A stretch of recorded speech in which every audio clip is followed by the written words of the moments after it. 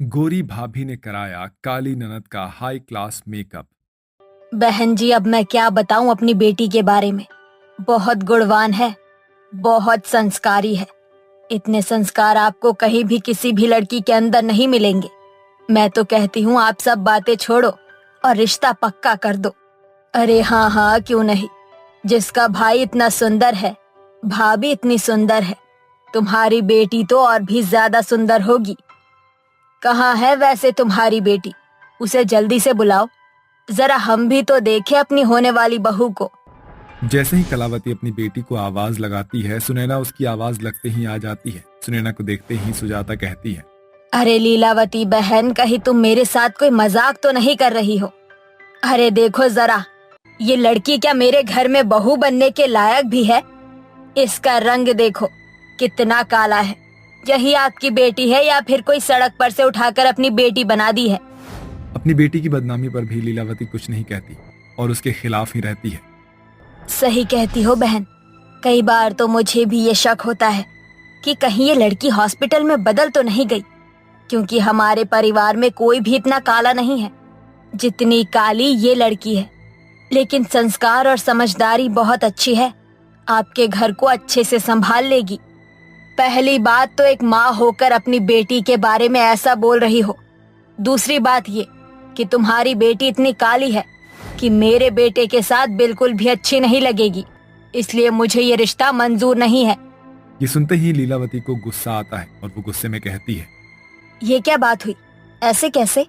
अभी कुछ देर पहले तो आप रिश्ता पक्का करने वाली थी और अचानक से रिश्ते के लिए मना कर रही हो।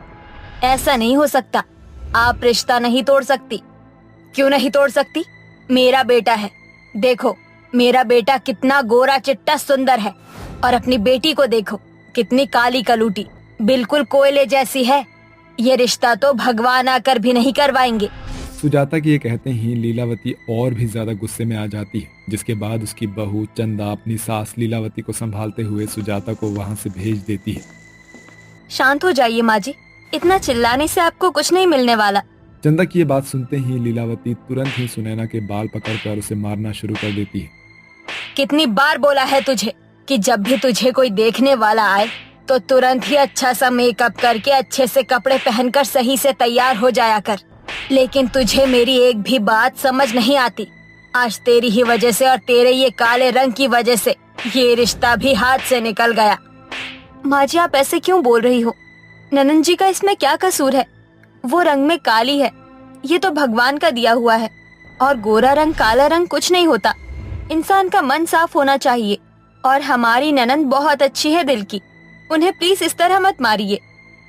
एक तरफ ये काली नन तो दूसरी तरफ ये हाई क्लास भाभी। मुझे तो यही समझ नहीं आता कि इन दोनों का मैच कहाँ होता है। हमेशा जब देखो अपनी ननन की तरफदारी करती ही रहती है। ऐसा कहने के बाद कलावती वहां से चली जाती है, जिसके बाद सुनैना रोती रहती है। चंदा उसे चुप करने की कोशिश करती है। पायल, रो क्यों रही हो? रोने से कुछ नहीं होता।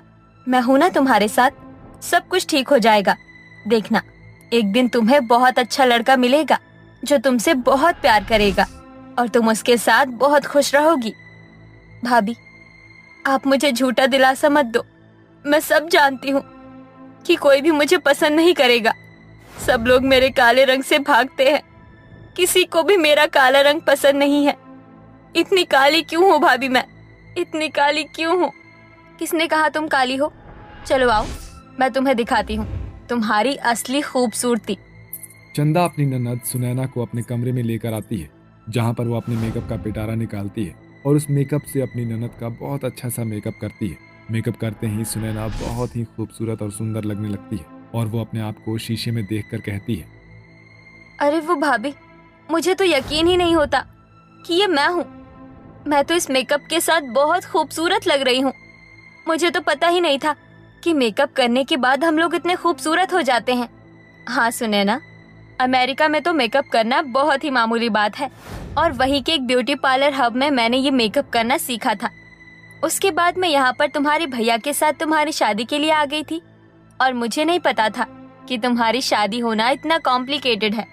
लेकिन तुम चिंता मत करो, तुम अपनी शादी में इतनी खूबसूरत लगोगी कि सब लोग तुम्हें देखते ही रह जाएंगे।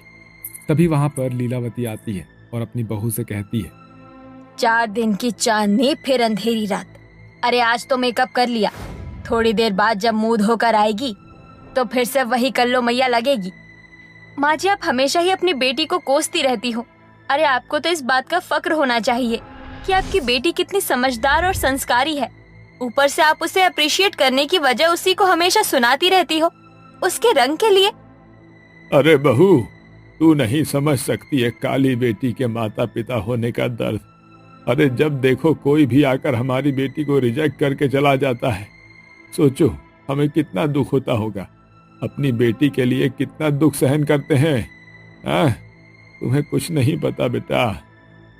ओह माय गॉड, ऐसा कैसा दुख है आपका जो अपनी बेटी को ही बुरा भला कह देता है। अरे बाबूजी देखना, अब जो लड़का आएगा वो हमारी सुनैना को किसी भी कीमत पर मना कर ही नहीं पाएगा। मैं अपनी सुनैना की काया ही पलट दूंगी। चंदा अपनी ननद सुनैना से बहुत प्यार करती थी। वहीं सुनैना की हाई फाई क्लास की भाभी उसे एक बहुत ही बड़े ब्यूटी पार्लर में ले जाती है, जहां पर ब्यूटिशियन सुनैना का ट्रीटमेंट करते हैं और उसे निखारते हैं। अचानक से अपने चेहरे पर इतनी खूबसूरती देखकर सुनैना भी हैरान रह जाती है और वो बहुत खुश हो जाती है। जिसके बाद सुनैना अपने पति के साथ मिलकर एक अच्छा सा लड़का देखती है।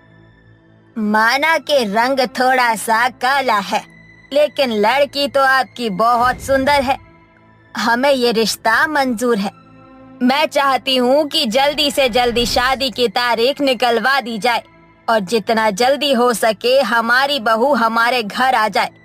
ये सुनते ही कलावती बहुत खुश होती है, जिसके बाद वो अपने हाथों से अपनी समधन को मिठाई खिलाती है। जैसे ही सभी मेहमान अपने घर चले जाते हैं, कलावती और कैलाश को अपनी गलती का पछतावा होता है और वो अपनी बेटी से माफी मांगते हैं। हमें माफ कर दो बेटी, हमें ऐसा नहीं करना चाहिए था। तुम हमारी बेटी हो, उसके बाद भी हमने तुम्हें कितना बुरा भला कहा। हमें अपनी गलती का पछतावा है। माता पिता का दर्द तो तुम समझ ही सकती हो, इसलिए हम दोनों को माफ कर दो बेटी, माफ कर दो। माँ, पिताजी, अब आप ये सब छोड़िए। मुझे आपसे कोई गिला शिकवा नहीं है। अब आप जल्दी से मेरी शादी की तारीख निकलवाइए।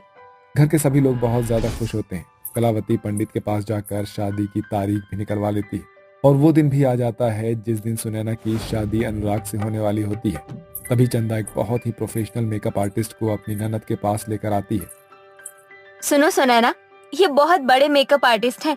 ये जैसा मेकअप करते हैं इस पूरी दुनिया में शायद ही कोई करता होगा। आज ये तुम्हारा मेकअप करने आए हैं यहाँ पर, और देखना आज तुम्हारे जितना खूबसूरत इस पूरी शादी में कोई नहीं लगने वाला।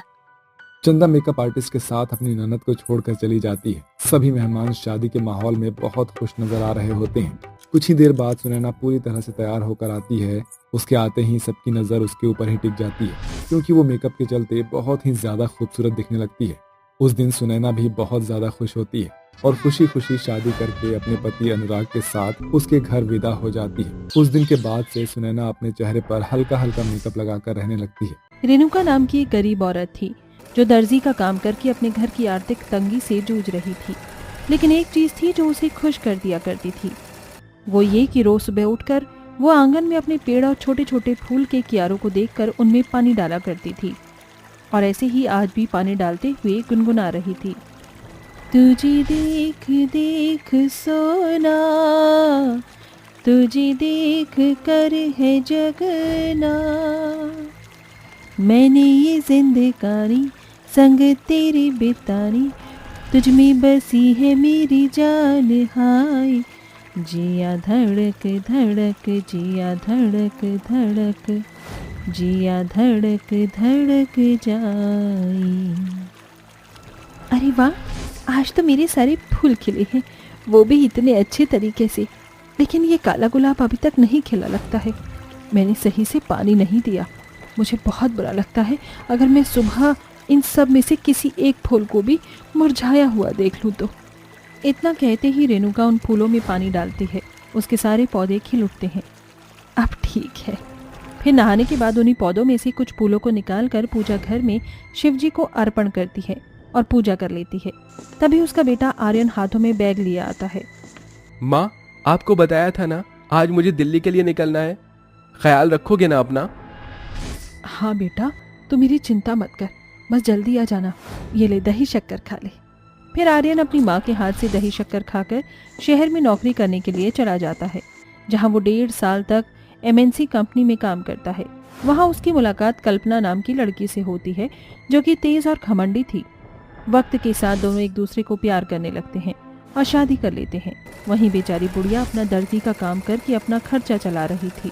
फिर एक दिन आर्यन अपनी पत्नी के साथ गांव आ जाता है और रेणुका अपनी बहू का गृह प्रवेश करती है। आओ बहू, हमारा आशियाना ज्यादा बड़ा तो नहीं है, पर अब तुम्हारा ही है। कितना छोटा घर है आर्यन, यहाँ ऐसी होगा या नहीं? हम कैसे रहेंगे?